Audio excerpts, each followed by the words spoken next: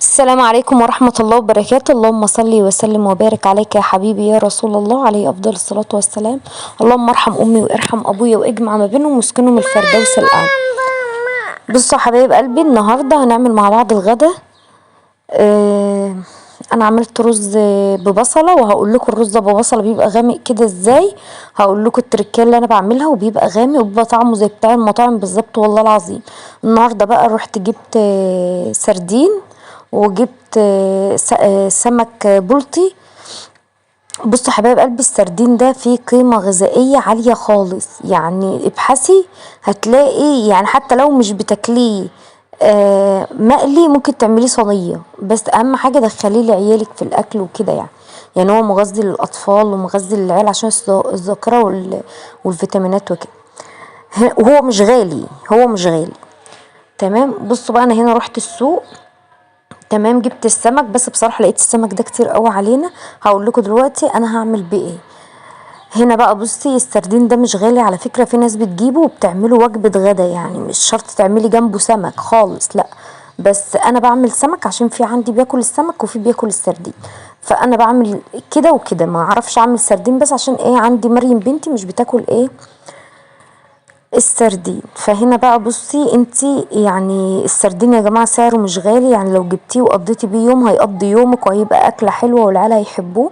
انا بعشق السردين دوت بالجرجير والعيش. بصوا بيبقى احلى سندوتش.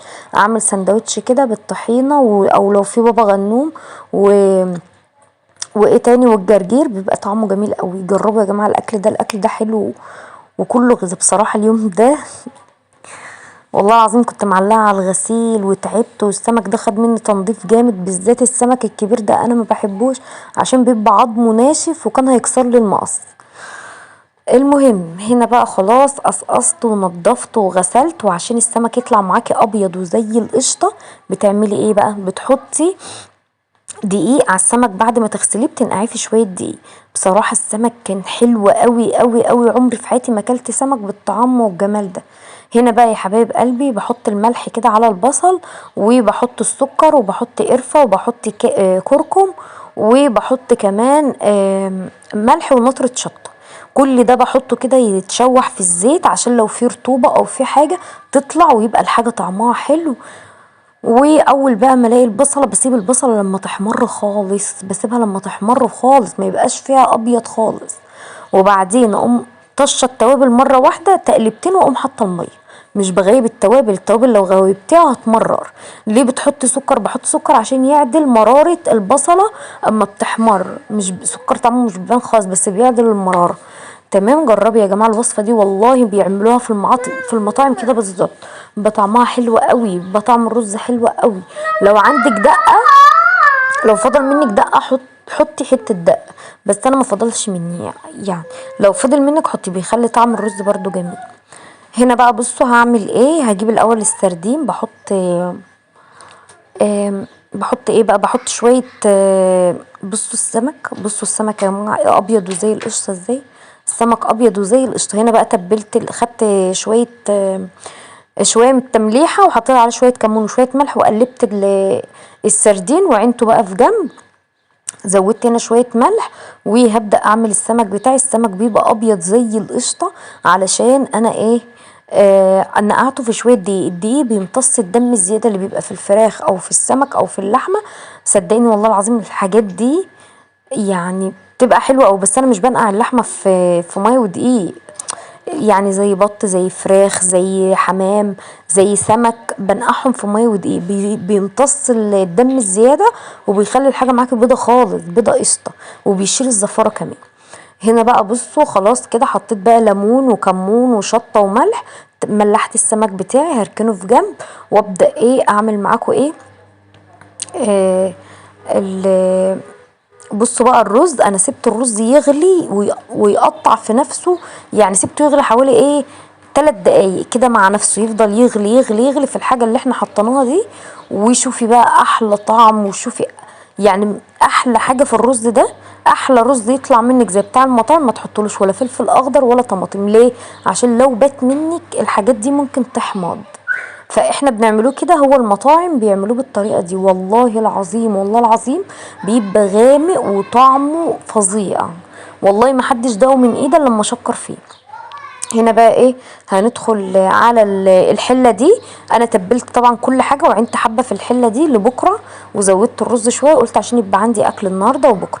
جيت اعمل لقيت السمك كتير يا جماعه، انا جايبه سمك من الكبير خالص هيبقى ياما علينا، وانا عيالي مش اكله، يعني انا عيالي اكلتهم ضعيفه جدا والله العظيم، يعني عيالي اكلتهم ضعيفه جدا والله.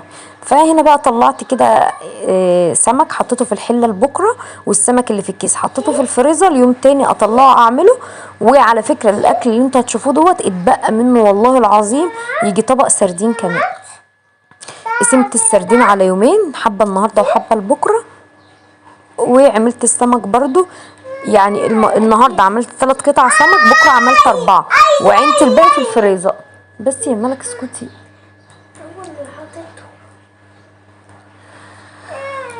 وعملت بقى ايه زي ما انتم شايفين كده. بصراحه انا تعبت جدا النهارده، ربنا يقوي يا رب الناس جميعا ويرزقكم جميعا يا رب، ويزيد ويرزقنا ويرزقكم. بصوا حبايب قلبي، هنا بقى بعمل ايه، بشوي كده بتنجانيه على البوتاجاز، بتبقى جميله قوي على فكره، وبيبقى طعمها زي اللي بتتشوي في الفرن بالظبط. هنا بقى هعمل ايه، هنا بقى هعمل هنا بقى يا حبايبي ببدأ كده اعمل البابا غنوجة، بحط له شوية طحينة، شوية ملح، شوية شطة، شوية كمون، شوية معلقة خل، ونص ليمونة. انا بعمله كده على طول يعني ايه، ومش بحط له زيت. يعني الاول كنت بحط له زيت بيبقى جميل برضو بالزيت، الفترة دي مش بحط له زيت، يعني بحاول اخفف زيوت على قد ما بقدر. بس الاكل ده انا هاكل منه عادي خالص، يعني مثلا ايه، ايوه انا عامله رجيم وكل حاجه، بس هاكل منه مش بحرم نفسي. لان انا بعد كده طب ما انا هاكل منين، ما لازم اكل من اكل البيت. فانا باكل من اكل البيت بس حسب سعرات الحراريه. يعني انا ليا حصه من النشويات اخدتها في الرز، اخدت 5 معالق رز، وليا سلطه اكلت سلطه عادي. السمك بقى ليا سمكيه، فانا اخدت قطعه السمك دي، واخدت عليها حبه سردين بس. يعني مش باكل يعني يا جماعه ايه قوي. والبتنجان كلت منه عادي خالص لان ما حطيتش عليه زيت. بألف هنا اللي شاف وبألف هنا اللي اكل. وما تنسيش تصلي على النبي، صلى على النبي عليه افضل الصلاة والسلام. وما تنسيش تعملي لايك وتشتركي معايا في القناة. ربنا يرزقنا جميعا يا رب، ويزيدنا ويزيدكم ويزيد الناس كلها ويسد ديوننا جميعا. ما تنسوش يا جماعه تسيبولي دعوه حلوه من قلبكم وتشتركوا معايا في القناه، ان شاء الله ينزل كل يوم فيديو جديد.